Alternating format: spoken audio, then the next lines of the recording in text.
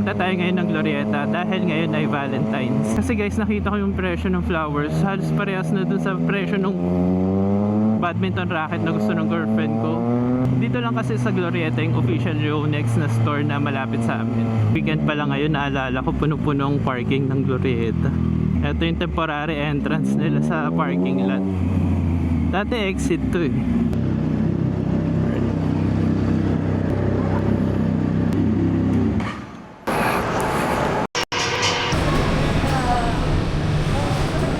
So, ito yung Yonex store. Ay, naku po, wala na yata ng pink. Ito. Ito yung gusto niya.